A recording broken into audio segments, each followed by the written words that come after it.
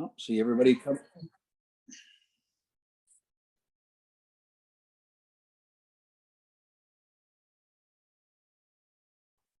Welcome everyone to our Human Resources Committee meeting this afternoon. I'm your chair, Tom Watt. Nice to see all the familiar faces this afternoon. Before we begin, I'd like to remind you that the meeting is being recorded. This meeting of the Human Resources Committee will be guided by the procedural bylaw and the terms of reference of the committee. We will be holding the meeting as though we were in the council chambers and will follow all of our regular policies and procedures. Please raise your hand if you would like to speak on a matter and I will call you. When I call you for the vote, I will call all those in favor, followed by all those opposed, and you will physically raise your hand to vote in the manner in which you wish to vote. I'd like to now call the roll. Please raise your hand, state your presence when I call your name. Mayor Jones. Mr. Mayor is not able to join us today. Okay, thank you. Deputy Mayor Moher. Here. Thank you, Deputy Mayor. Councillor Landsman. Here. Good to see you, Sheila. Thank you. And Councillor Watson. I am here, Mr. Chair. Thank you very much. Good to see you, Heather. And our staff joining us today, CAO Alana Arthurs and Deputy Clerk Martina Chade-Hartwig. Good afternoon, everyone. And I see Jeff Fitzpatrick is here with us also. Good afternoon, Jeff. Thank you very much for joining us. And with a quorum of the committee in attendance, I will now call the meeting to order at 3:05 I have. Okay, any disclosure of pecuniary interest? No. Seeing none. Adoption of the agenda for today. We could have a motion to adopt the agenda, please. Councillor Watson and Councillor Landsman. All in favor? All opposed? Motion is carried. Thank you very much. Okay, approval of the minutes from May 13th, 2021. Deputy Mayor Moher. And a seconder of that, Councillor Watson. Thank you very much. All in favor? All opposed? That motion is carried. Thank you very much. Okay, any business arising out of the previous minutes?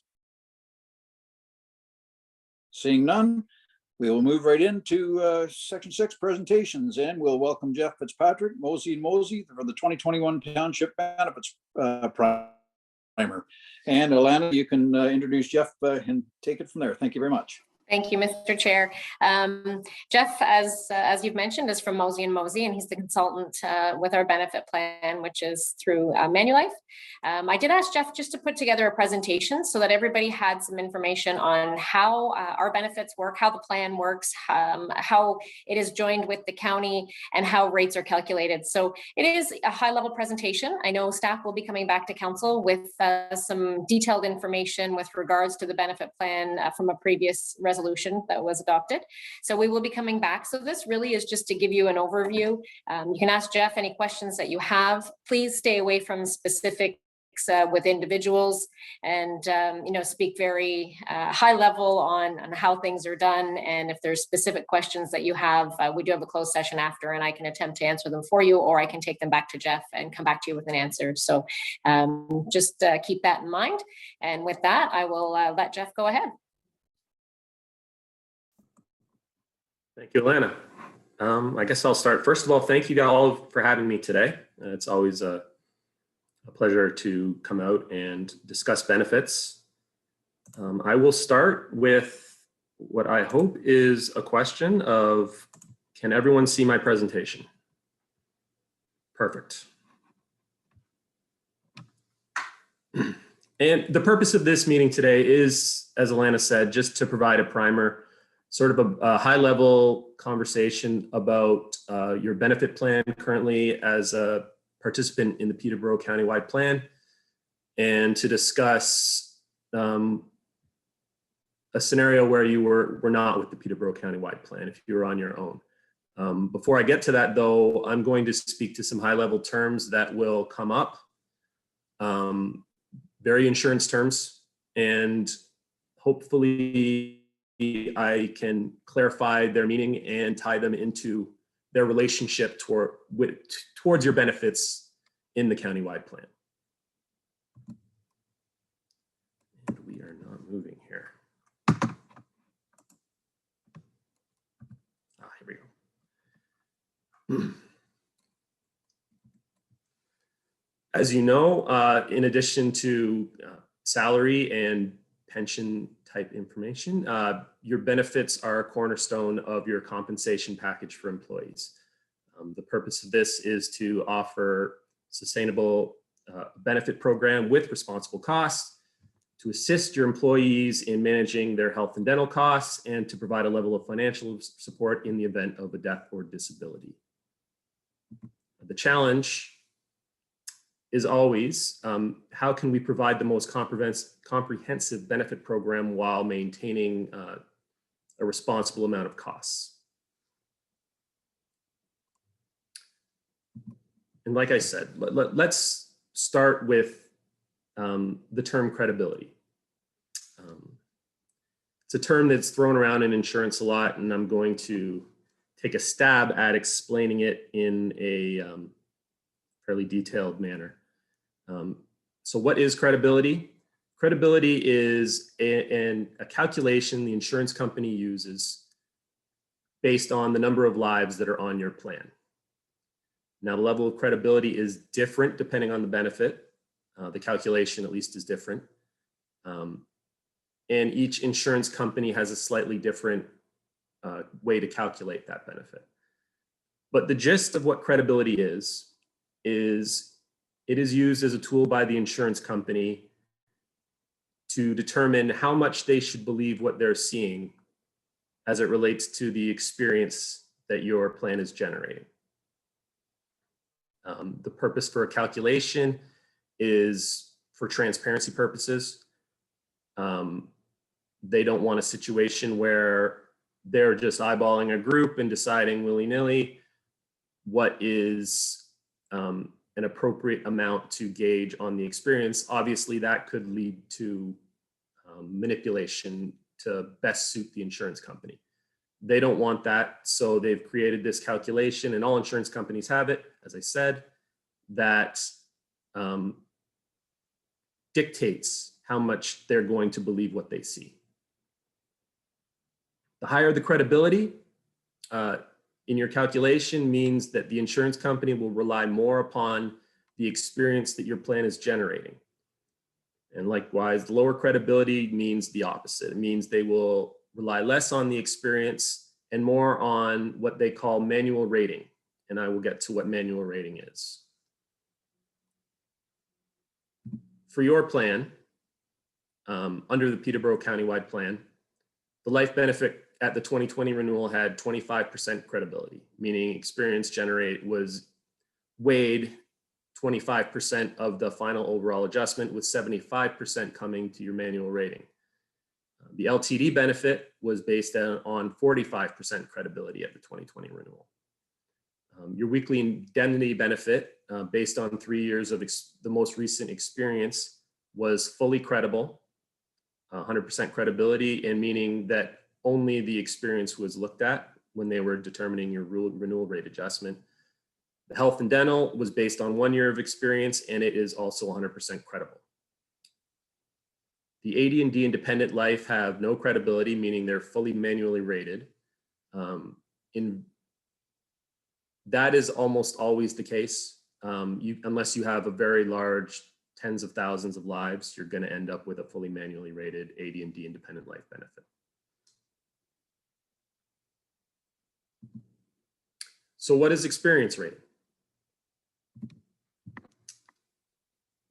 At its most basic level, it's premiums versus claims. It's what we've sort of been brought up to understand is what insurance is all about. But there is more to the calculation than just premiums versus claims. For the life benefit, waiver of premium reserves are considered. And for the LTD benefit, disabled life reserves are considered. Now, what are waiver of premiums and reserves and disabled life reserves? When an individual goes on disability, the insurance company makes a determination based on the nature of the disability, how long they expect the individual to be off on disability, and how much the individual makes in a salary. And they create a reserve.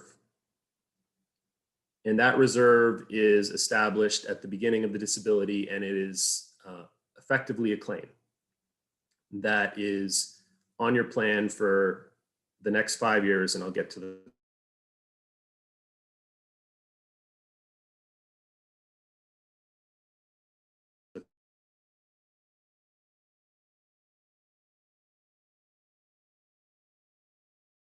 concept of 5-year rating. The disabled life reserves for LTD tend to be a lot higher than for life waiver premium reserves.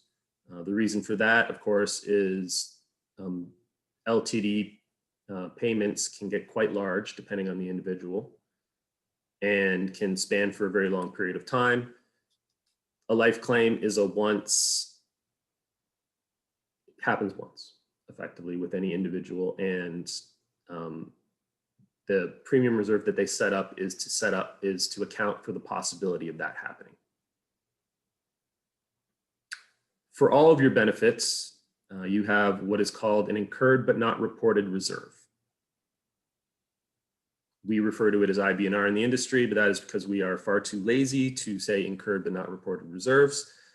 The basic idea is to account for the lag between the time a claim is incurred and the time a claim is paid.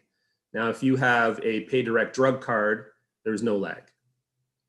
But if you have, say you're getting a chiropractor appointment or something along those lines, and they don't have an instant way to submit claims, then submitting a paper claim or something along those lines could take weeks.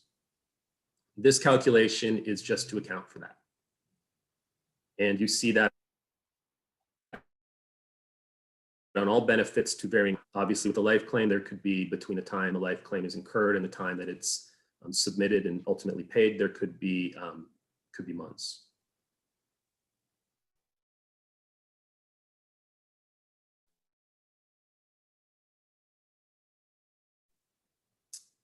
Pooling out of Canada, pooling as well as credits that are removed from your experience. Stop loss charge and out of Canada pooling charge is to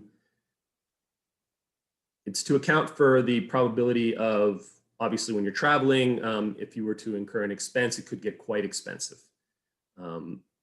Hitting a plan with that would decimate a lot of plans. And so there's a pooling arrangement that all insured groups enter into, which effectively pools the risk of those events happening, and a charge is applied based on that risk. What is that amount now, Jeff? What I'm is sorry? the stop loss? What is the stop loss amount for Peterborough County? For Peterborough County, the stop loss amount is $15,000 in Canada, meaning if any individual exceeds $15,000 in Canada claims in an experience year, claims over and above that $15,000 mark are removed from your experience and pooled. So it would also apply to prescription drugs, eh? Absolutely. Yeah, that is correct. No problem. And the whole purpose of this is just to protect your group and all groups from large amount claims, especially on the drug side. Now we have, with more and more specialty drugs entering the marketplace, these drugs are quite expensive. And the wrong drug claim by the wrong individual could, in theory, without this protection, really destroy a group benefit plan. And in the public sector, especially, where budgets need to be considered, it is something that could be catastrophic. So the purpose of that protection is just to limit your liability effectively. On the dental side, there is the ODA fee guide that is a yearly adjustment by the Ontario Dental Association. Sometimes it's typically ranged in most recent years in the 2 to 4% range. This year it's substantially higher. It's about 4.6 this year. It changes annually. We have no say in it, and we usually find out around January of the year that is happening if there is a change that's going to be made. And that is built into your dental benefit rating, along with trending. And trending is also applied to your EHC benefit as well.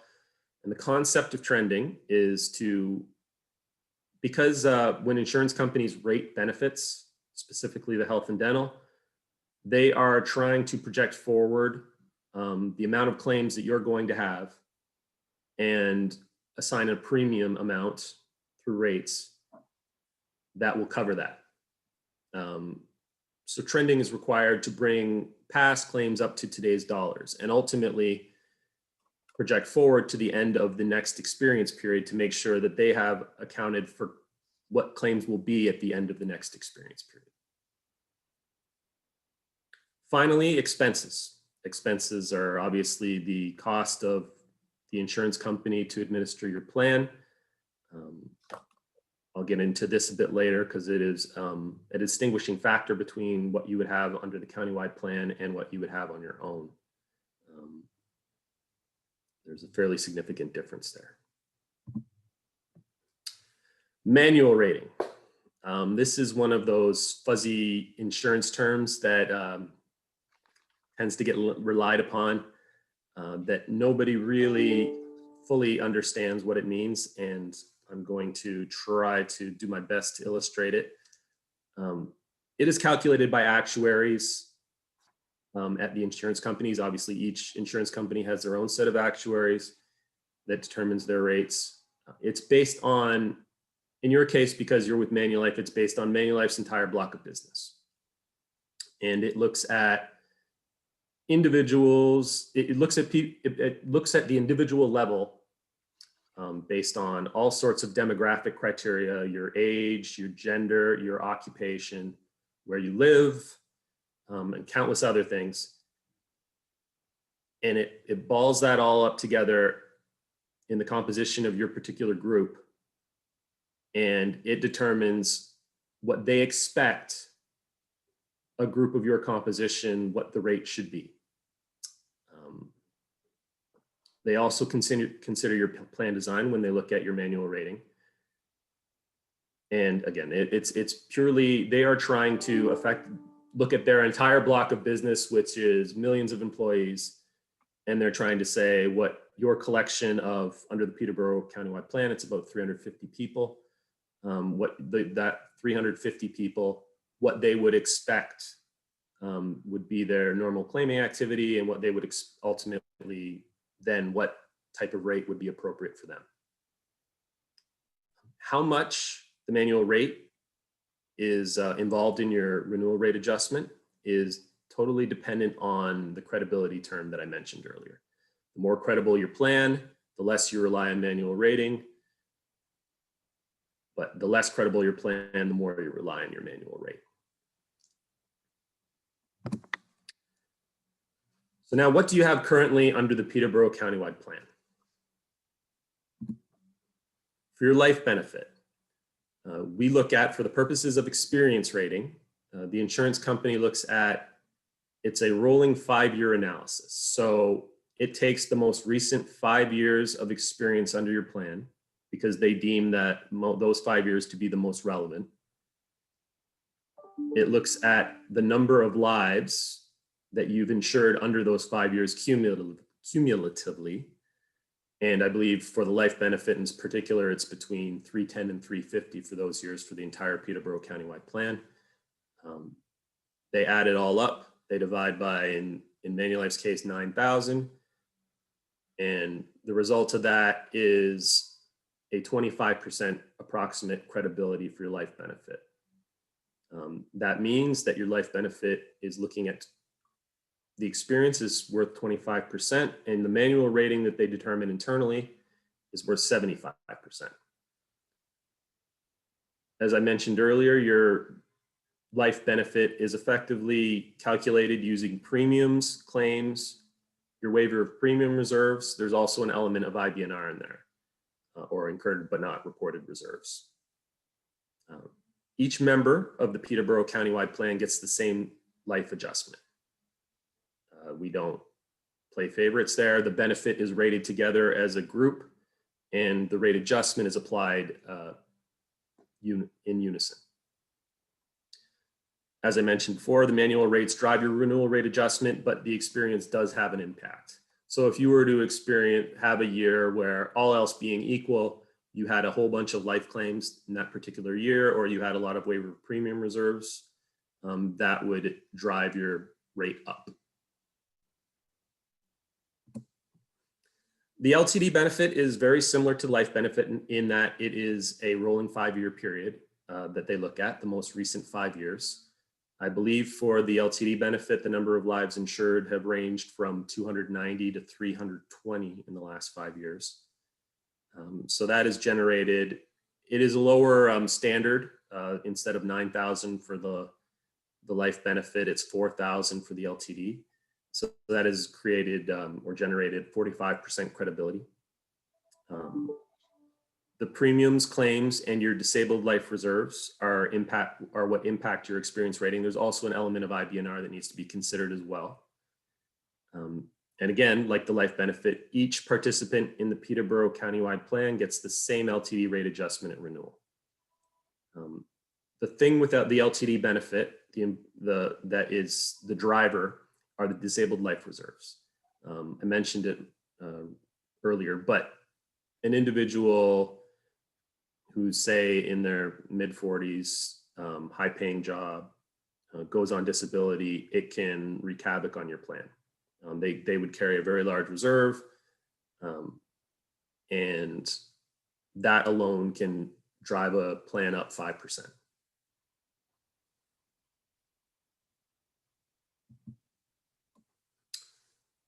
Your weekly indemnity benefit, or your short-term disability benefit, if you prefer, is a 3-year experience based on experience rating, so fully experience rated for the most recent 3 years. And it is considered with all members of the Peterborough Countywide plan. As I mentioned, it's fully credible. It is premiums, claims, and your incurred but not reported reserves are the 3 elements that are considered.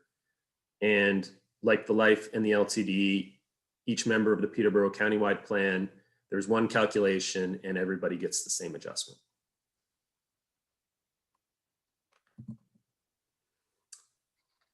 Your health benefit is fully credible based on 1 year. What is, I guess, interesting here is the 50-50 weighting that we have set up, where 50% of the experience for the Township of Douro-Dummer is considered, along with 50% of the experience for the entirety of the Peterborough Countywide plan. The purpose of doing this is to hopefully smooth out year-to-year fluctuations in your rate adjustments. This is something that we implement at Mosey & Mosey, and it's done to protect, especially for some of the smaller participants in the plan, to protect them from wild swings from year to year. When a group is rated on their own and they don't have that 50-50 protection, you can really get on quite a roller coaster ride as far as year-to-year adjustments go. So on a lot of our countywide plans, we've implemented this 50-50 weighting as a way to smooth that out. The healthcare benefit is premiums versus claims. As I mentioned, the incurred but not reported reserves, your IBNRs, are also a factor, although a small one. EHC pooling, which I mentioned earlier, your stop loss and out of Canada, there's a charge that comes with that to have that coverage, and credits are removed from the rating, as mentioned earlier. And that again is $15,000 for in Canada pooling and first dollar for out of Canada, where it would be all claims from the second you incur out of Canada would be removed from your plan. There's also trending. On your particular plan, you have a rather long gap between the end of the experience period and the time of your renewal dates. I believe it's a period of 6 months. So the trending can be quite large or quite impactful, I guess would be a better way to say it. And finally, your target loss ratio or expenses. This is the insurance expenses again. Your target loss ratio is sitting at 88%, which means 12% is considered in expenses. Relatively speaking, compared to our other groups, that's quite good. Your dental benefit is basically set up the same way as your, has the same considerations, at least as your extended healthcare benefit. Again, it's the 50-50 weighting, and it is 100% credible based on 1 year of experience. Once again, premiums and claims are considered with a small consideration for your incurred but not reported reserves. Once again, trending is considered. The big difference between the health and the dental is your stop loss and out of country does not apply in the dental. What does apply is your ODA fee guide adjustment. And I mentioned that earlier. And once again, you were looking at expenses at 12%, so a target loss ratio of 88%. Now, the big question, how would this change if the Township of Douro-Dummer left the Peterborough Countywide Plan? Your life and LTD would no longer have any element of experience rating. It would go to 100% manually rated because you're approximately 30 lives.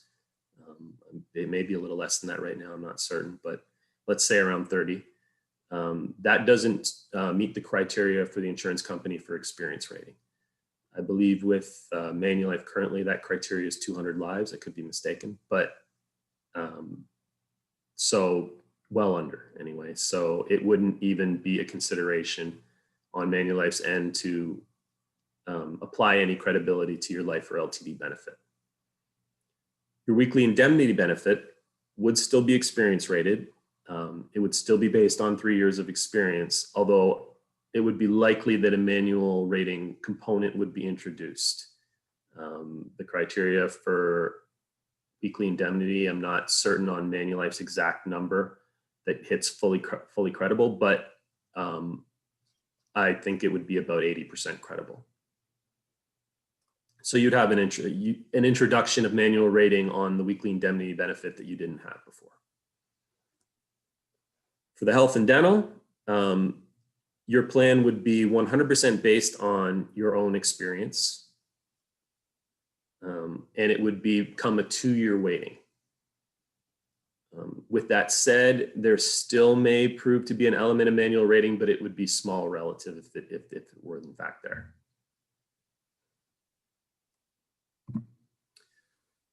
And other things to consider, and this is the big one.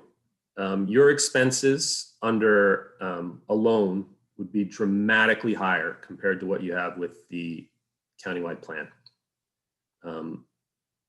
When insurers look at your group currently, they are looking at it as a piece of a 350 life group.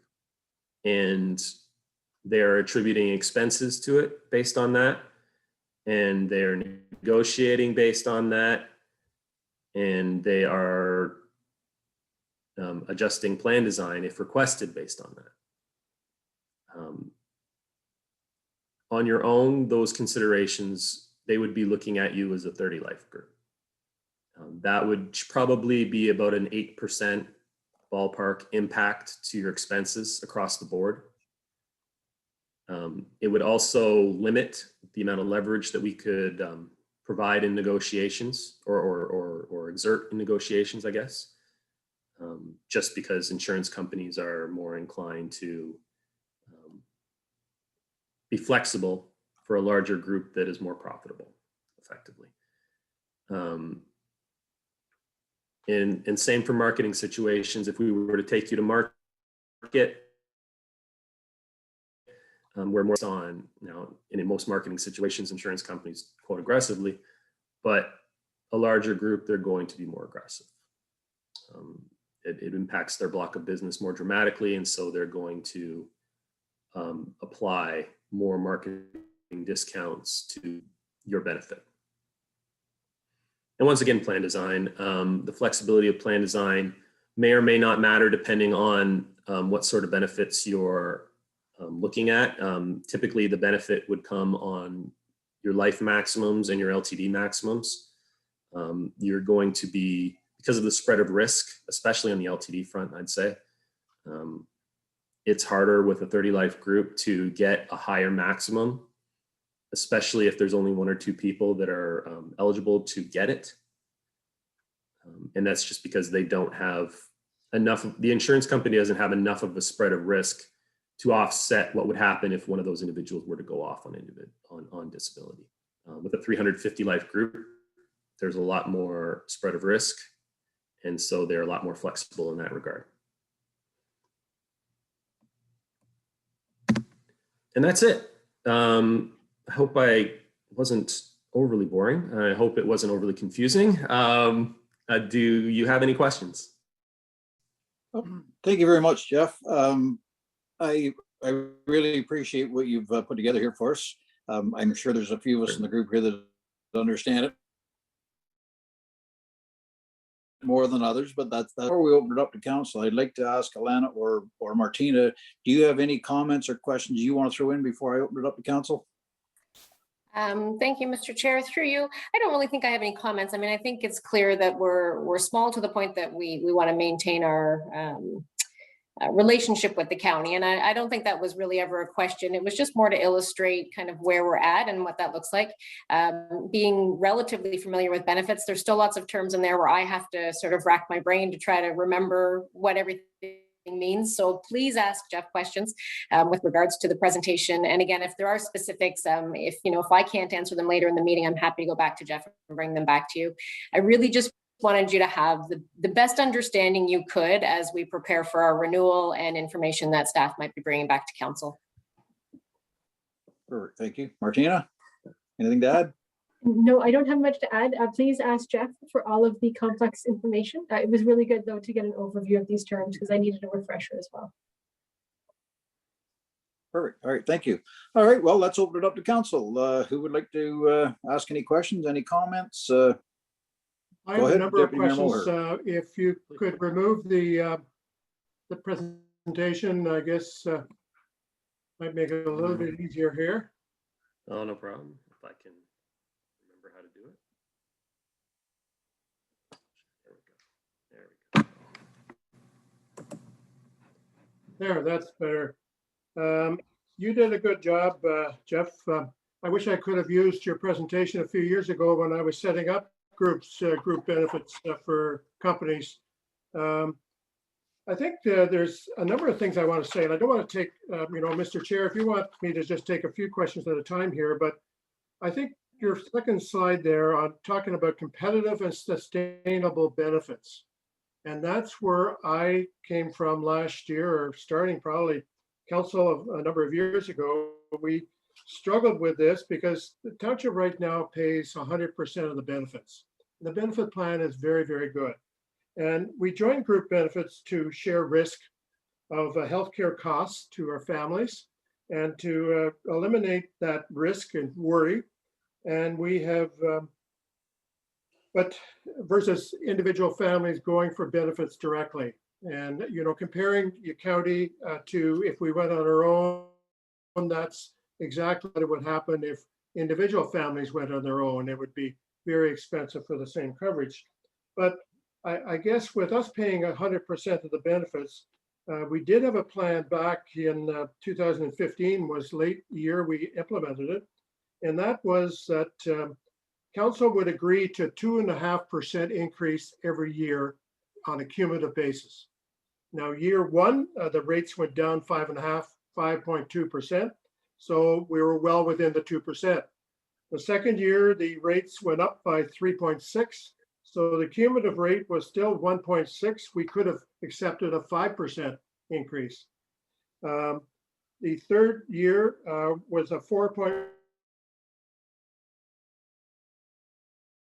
increase. So that may would have supported a 7. And the fourth year was 6.8. And the cumulative 0.3, or we would have accepted 10%. And when we said we would have accepted, the addendum to the plan was that if we went above those levels, then rather than us pay 100% of the coverage, the portion over those thresholds would be shared on a 50-50 basis. Staff did not like that. In fact, last fall, it was, we're in the middle of pandemic, middle of situations, and a council agreed to remove it. from the plan. But we did charge staff to come back to us by September of this year with some kind of plan that would sustain going forward reasonable costs. And kind of like this year's rate, I think was up 7 or 8%. Those kind of levels are just not sustainable. And I guess whatever staff did in those 2016, 17, 18, and 19, I realized that behind the scenes, there must have been benefits reduced or eliminated that able to hold the premiums to respectable levels. So I guess down the road, I would hope that our employee representatives, I think there were 2 individuals, one for management, one for non-management, would be probably receiving the same presentation from you, Jeff, and maybe working on ways to lower those costs to respectable levels, because it's not sustainable. It's a huge problem. And one other, those are comments so far, Mr. Chair. Keep going, Deputy Mayor. Keep it going. Okay. The other thing is you mentioned on life, it's 25% experience. When I was in the business, it was all life claims were over all groups with Manulife. Where does this 25% come in now? Well, I would imagine in that situation, it was fully pooled. It was a fully manually rated back then. And depending on, I don't know the details of your particular situation, but it is certainly since the time I worked at Manulife prior to working for Mosey & Mosey, and I'm ashamed to say it's been quite long now, Okay. about 15 years ago. Okay. And even at that time, there was an element of experience rating that was and based on experience. And this formula, while it is adjusted over time, the 9,000 credibility criteria, I believe it used to be 10,000 with Manulife, from my memory. Yeah. It's coming down. And some insurers have different levels of criteria. For some, it's still 10. I've seen as low as 7,500 with some. So on long-term disability, you can't even get long-term disabilities for certain industries. And I think municipalities were an industry that most insurance companies don't want to touch with a 10-foot pole. No, and it's with the thing with the LTD, it's the benefit that can sink an insurance company if it's handled poorly. It is where they make most of their money, and it's also where they can lose most of their money in a bad year. The challenge for insurance companies right now, and I'm certainly not defending them, with the pandemic, they've seen across their block of business, their LTD claims go up. And it's been a real challenge, I know, for them on how to tackle that without driving clients away. Because we've seen that. I don't believe it's so bad on the Peterborough Countywide plan, but I have other clients, I can tell you without going in detail, that are really getting rocked this year. And a lot of mental health claims, a lot of, driving their bottom line LTD adjustments with significant, we're talking 30, 40, 50% adjustments to their LTD benefit. Okay. I assume when you're working with staff, you will be educating them extensively on why you buy insurance and the sharing of risk. Because last time when we were getting into this, there was not a huge amount of information put forward, but the handwriting was kind of on the wall that because I'm not incurring that benefit, then why should I have to pay? And I guess that's the wrong way of looking at it. If you had to pay, if individual families had to pay some of these costs individually, like you're talking $5,000 to $6,000 a year or more. So for a family, and I guess that would be part of the education of it. And I think the fact that a lot of people don't understand that you don't profit from insurance. It's a sharing of risk only. And so hopefully by September we can have something here that's realistic and to allow us to move forward. That's the extent of my comments, Mr. Chair. There's other individual questions, but there's no point, not at this time. All right, thank you very much, Deputy Mayor Moore. Councillor Landsman, Councillor Watson. Nothing from you, Sheila? Okay, Counselor Watson, Well- go ahead. Sorry, Sheila. Sorry, So, Councillor all I Ransom? was going to say was that I would need to rewatch the presentation because I know very little about the insurance business. So Okay. it was interesting and I may rewatch it. Thank you. Sorry, go ahead, Counselor Watson. Thank you, Mr. Chair. Through you. Thank you, Jeff, for your presentation and your information today. It certainly does provide a good overview. A question more so than a comment, because I'm certainly very full of questions when it comes to this, because like colleague Councillor Lansman, I don't know too much about this, so forgive me. When we're talking about the rates, and Deputy Mayor Moher has suggested, the increases over time, I understand the concept of group benefits and pooling the costs, and I barely, but somewhat now, thanks to you, understand the different ratings that are attributed to those. But how do we fare? How does our plan, and maybe this is a bit of a loaded question, but how does our plan and our increases fare compared to other municipalities? And I'm looking at it, keeping in mind that this is an HR committee, and we're looking at it, through the lens of HR, where we're constantly competing against other municipalities to attract and retain talent. So I'm just curious, not just compare on the rates, but compare on the benefits offered and what typical best practices today. Well, I can certainly, let me speak to the rates first. For benefits offered, I'd have to look specifically at your plan, and maybe that's something I can go back to Alana on afterwards. But speaking to your rates, I can tell you that, like I'd mentioned to Carl, that your LTD adjustment's actually performing better than what we're seeing right now across a lot of our block of business, which is primarily public sector. We're seeing a lot of large LTD increases going on right now, and it's largely, we believe, tied to the pandemic and mental health claims that have been associated with that. Of note too, I believe health has been, I would say you're in line on the health benefit with what we're seeing across the industry. The dental benefit, there's been, I'll probably do more harm than good by trying to go into too much detail on this, but because of when your plan's experience period, your last quarter of your experience period last year was the pandemic months.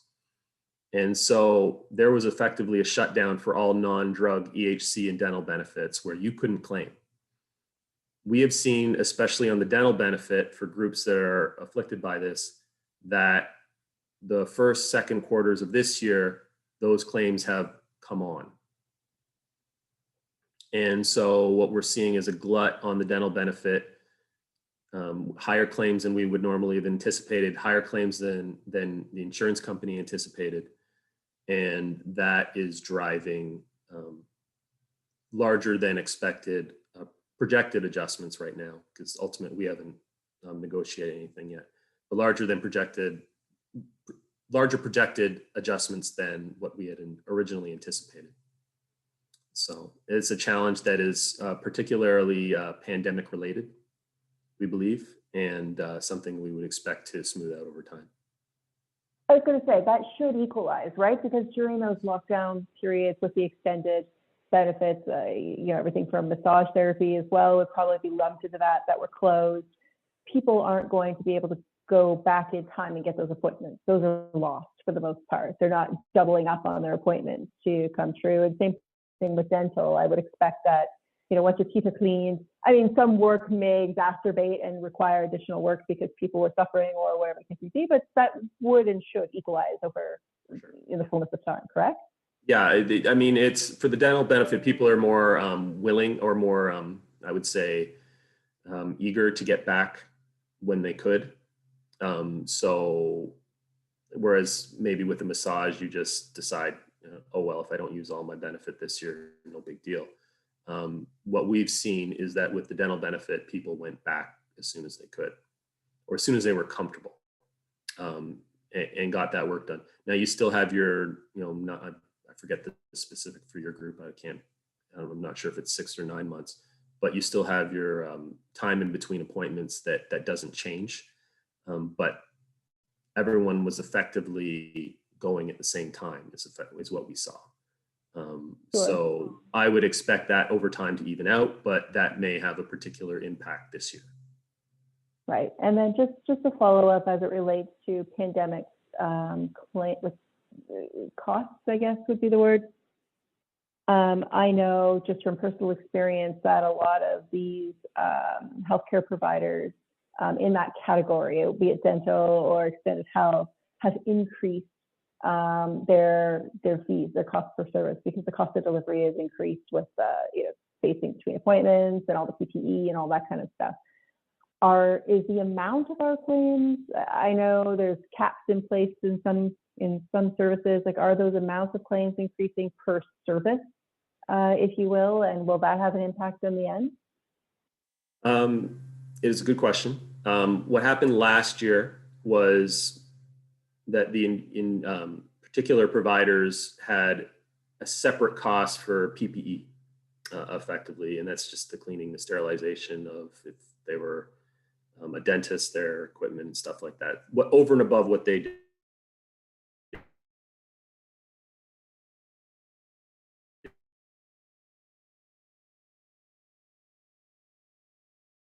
previously. You had to specifically add it to your plan. Insurance companies just didn't blindly add that to the plan. You had to specifically request it, and then the insurance companies would add it because there was a significant cost to it, and they didn't feel comfortable just adding that to the plan without letting you know. My understanding is that the Ontario Dental Association effectively did away with that this year, and that it's being built into their fees now, which is part of the reason why the ODA fee guide this year is 4.6% when it's typically run between 1% and 2%. And then how does that work for the EHC services, such as massage and chiro and what have you? My understanding is those that are less regulated, right? Yeah, they are. And my understanding is I don't envision them sticking with those charges, even if I would think, frankly, by now most providers have removed them. There was charges on those last year. I would expect, I haven't checked, but I would expect that those are effectively gone now. And in general on the EHC, and while we haven't seen a pronounced impact on the EHC the way we have on the dental, just sort of veering off topic a bit here, it's because the EHC was driven by mostly the drug benefit. Drug benefit is typically about 65, 70% of your total health spend. And the drug benefit wasn't impacted at all by, or limited, very marginally impacted because, 90-day supplies went down to 30-day supplies, but you could still get your prescriptions, right? So that was the only impact there. And so we haven't seen it impact the bottom line on the health side the way we have on the dental. Great, thank you. I don't have any other questions, Mr. Chair. Great, thank you very much. Any last minute comments, questions? Go ahead, Deputy Mayor Moher. You're muted, sir. Thank you. Jeff, when I'm sure you've dealt with many other companies or other municipalities with the same subject. What could be some of the proposals that you would do to keep the premiums increases sustainable? Would it be recommended increased deductibles or annual maximums, or eliminate certain benefits? Like during that 4 years, not once did we have to charge the employees over and above that threshold. So even though no one liked it, it worked. And I guess we need something to guide us here, a template to move forward, or at least I would assume the staff members will need some help to move it forward. Well, I would say that I would focus on your health and dental benefits. There's not much we can do on the life and LTD side that wouldn't, I suspect, cause an uproar with your staff. So I would, on the health and dental side, I would say, deductibles are a great place to start. I would look at the drug benefit on the EHC. And then I would probably, after that, focus on the vision benefit and your paramedical coverage. Reductions there. Those are drugs, vision, and paramedicals are your three drivers on the EHC. On the dental side, I would look at, again, deductibles.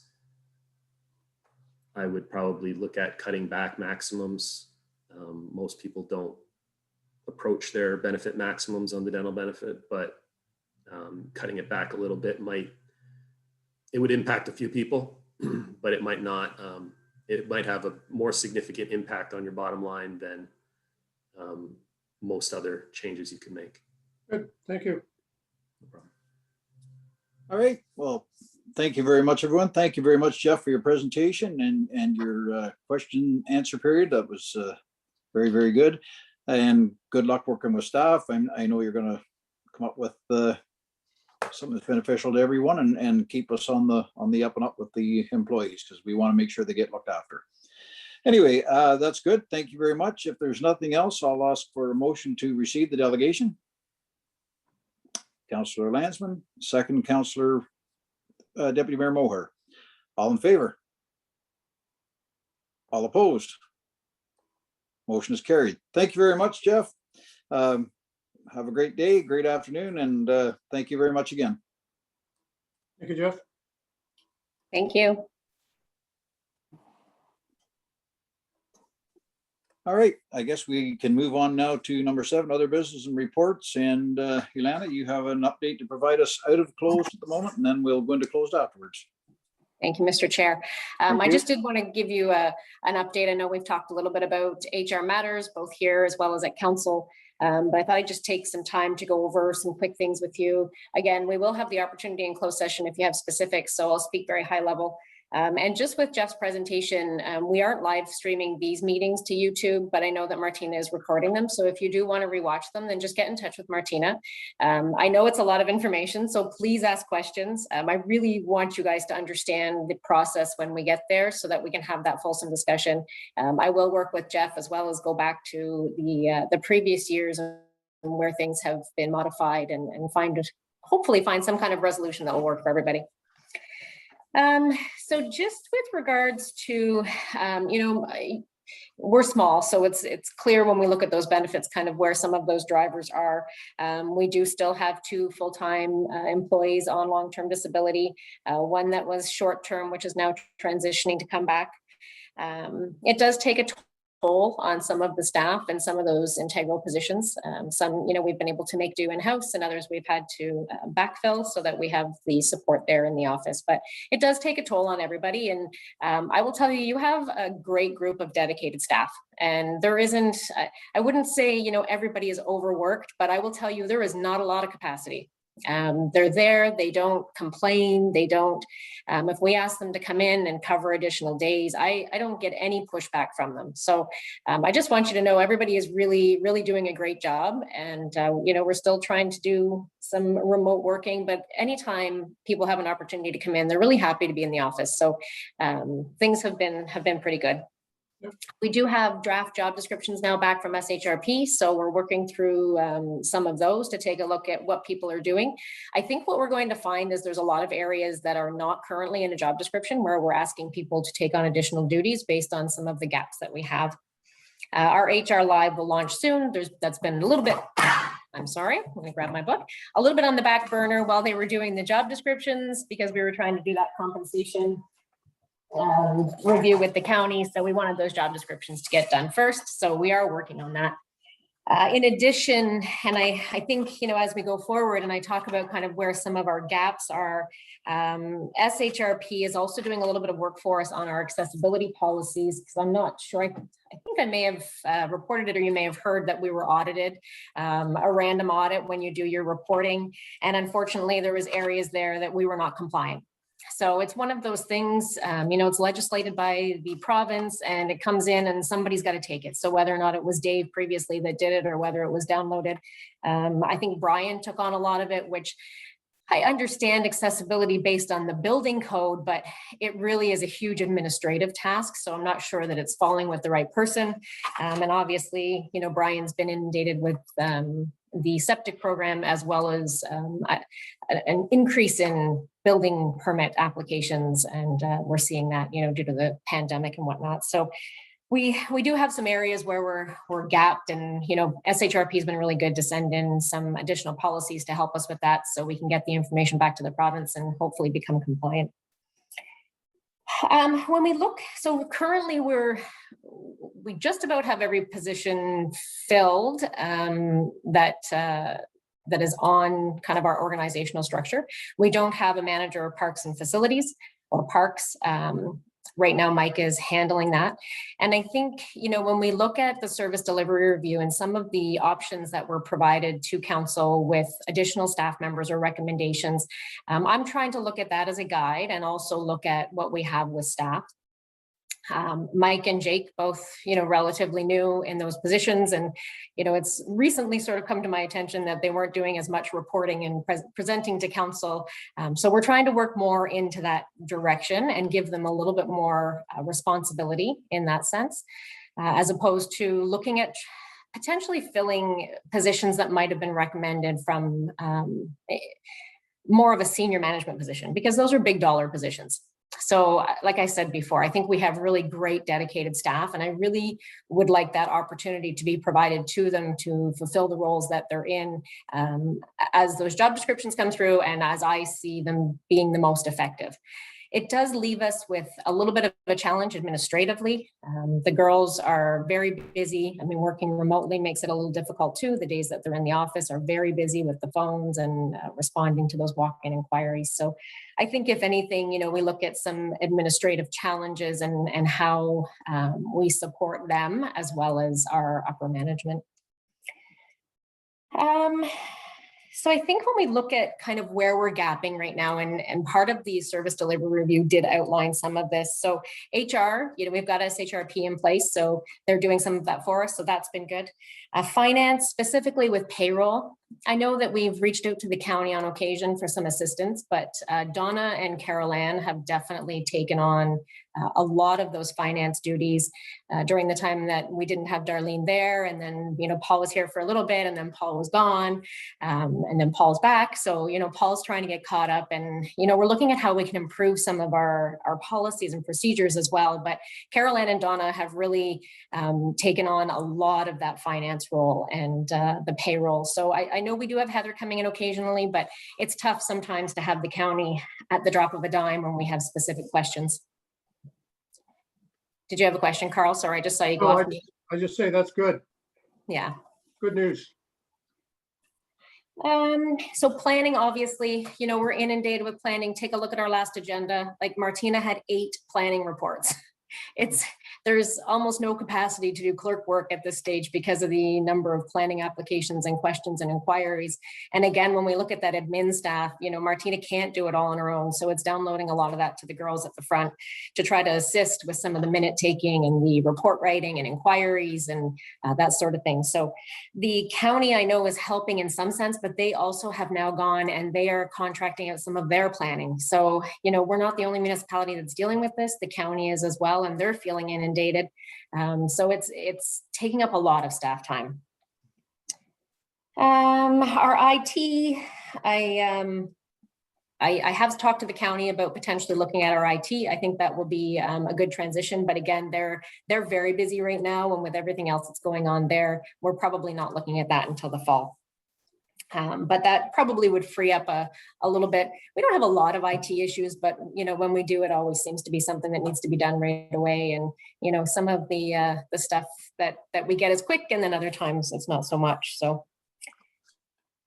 I think when I look at what we need, obviously our economic development and tourism aspect, I'm not sure that's really allocated to anybody. Potentially it fell under Dave previously, and I have no problem, looking at that from a CAO perspective. There's definitely no admin. I just came off of a tourism meeting prior to this one, as well as another one that occurred last week. And, it's one of those things that we really should have somebody that's really entrenched in it, but when we're stretched so slim, we often, miss some of those opportunities. So this one today was quite important, and I sat in, and you'll get more information on some of that in the coming weeks. When we look at things like the facilities management, Mike's dealing with the parks, but again, we have some gaps with, we have the roof that needs repairs and the painting that was approved and just having the intercom installed. And I will tell you, Brian is fantastic in that realm. When I ask him for assistance with any of those kinds of things, he's very quick. He got that intercom system put in very quickly. We're having the roof looked at where the repairs are required. But again, when we look at the amount of volume that's happening in the building department, he's definitely stretched very thin. John's, getting caught up, which is great. He's a welcome addition, but it's taking some time to get him to the point that he can be on his own doing those inspections. So Brian is very stretched with the stuff that he has. So when I look at what our structure, how our structure would benefit moving forward, and what I anticipate today coming to you for our 2022 budget is looking at an admin person for building. It's definitely something that would not hit the tax base. It's something that would be covered through the building permits. And you'll see Brian will come forward with a report and just show you the revenue, which has already exceeded 2021. So I'm sorry, 2020. So I don't see that as being a huge cost impact. And I think it's something that would be very beneficial for the municipality as well as Brian to get all of that. And then when there's things that need to be done, whether it's an intercom system or something, Brian will have a little more capacity to assist.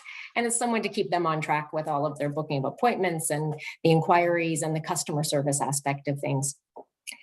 In addition to that, I think we really need to look at a planner. And when I look at what the SDR suggested, I think there was some higher level positions that again would come with high level salaries. And I think looking at an administrative position and a planning position will be more cost effective. We will have some numbers specifically, and I'll bring these to you so that we have a fulsome report. But when we look at what we're spending with the county and our time, our internal staff time right now, I can't imagine that it's not going to justify a planning position to be able to keep up with the workload. And I think we need to revisit our fees.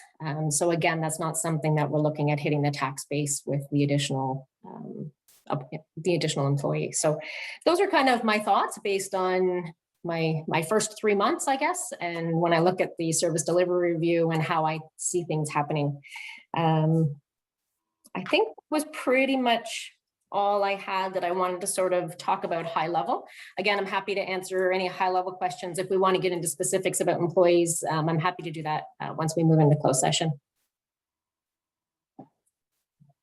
All right, thank you very much. Any questions from members of council? Go ahead, Heather. Sorry about that. I couldn't find the mute button there. Thank you, Mr. Chair. Through you, just a couple of high-level questions. You breezed over some stuff pretty quickly, so I'm just checking my notes here.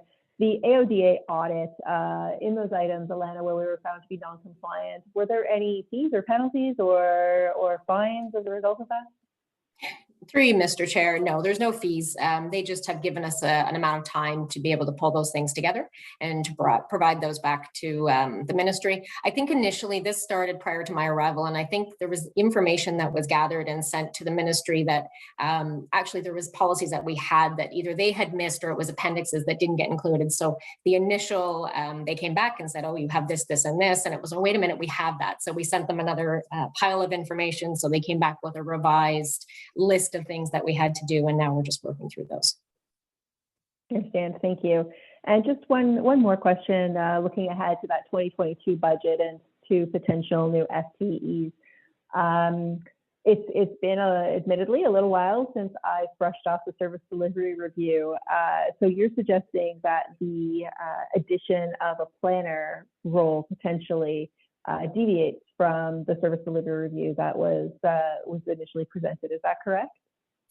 Through you, Mr. Chair, that's correct. Again, some of that information was provided to you in closed session, so that's why I've been a little high level on bringing it back to you. Whether it should have been or shouldn't have been, I don't know. We can have that argument, I guess, but that's how it was delivered to you. So I'm being a little bit cautious in exactly how I relate the two. But the planning, I believe, it did speak to planning support, but I think it was one of those things they said you should look to the county or to have somebody externally doing your planning. So I just think right now the county to see that they are actually outsourcing their planning, it's probably not something that we're going to be able to outsource specifically to the county. We will always have additional contract situations, I think, in addition to that. So if we look at our fees, which I believe are relatively low, and we bring those up to a standard comparable to others in the county, I think we will be well within the realm to be able to justify that position. Okay, thank you. No further questions. Thank you. Councillor Landsman, did you have your hand up? Yes, I did. Thank you. Through you to Alana. I think your report that you just gave is so upbeat, and congratulations to everybody. I'm glad things are starting to work out and people are starting to feel good about what they do. Thank you. Deputy Mayor Moher, anything? No, I just I enjoyed the report. Thank you very much. I'm happy to hear the news. Absolutely. And I would like to echo all of that. Thank you very much. That's the stuff that we like to hear, the stuff that we need to hear as council. Please pass back from myself, and I'm sure all of council is going to echo this. The thank you to all staff for the extra they're doing, what they're doing, how they're dealing with this stuff like that. It was really nice to hear you say that, you know, they're stepping up to the plate and doing these things basically without being asked, you know, or pressure, stuff like that. They're just doing it because they're good employees. So really do appreciate that.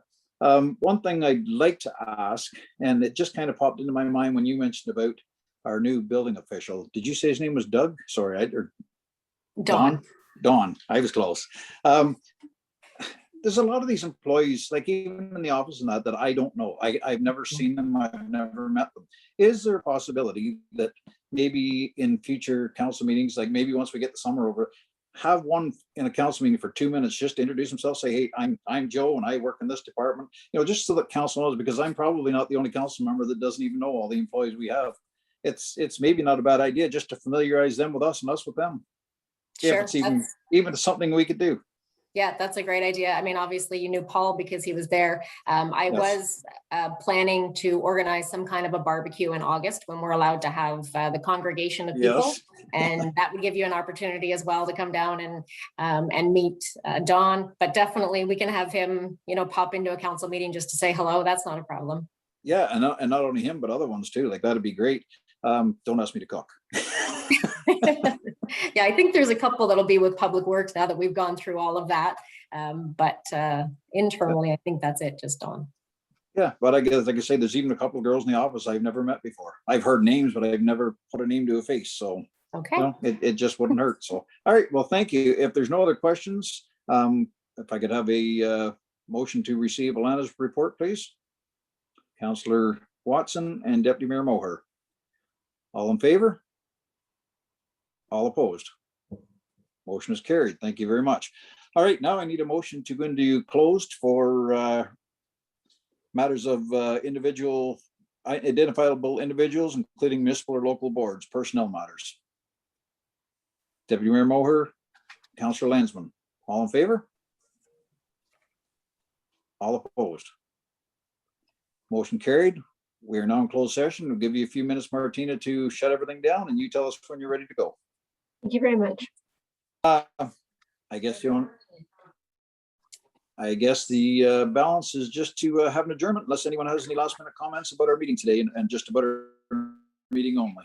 Just one, I think Seeing we'll, none? Okay, sorry. yep, go ahead, sorry. We'll see how things go with over the next couple of months. We probably will break, I think, from the HR committee, and the next thing that we will bring back will be a report specifically on the benefits, and I believe the compensation bylaw. Well, I think there's a need to bring back the HR committee specifically. We'll probably try to take a little break, but if there's anything that comes up along the way, if any of you would like to reach out to me, I'm more than happy to either pull something together or talk to you individually. Thank you. Perfect. Thank you very much.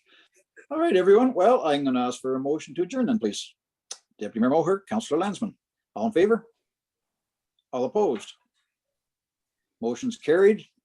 Thank you very much, everyone. Have a fantastic rest of your day, and everyone stay safe until we see each other again.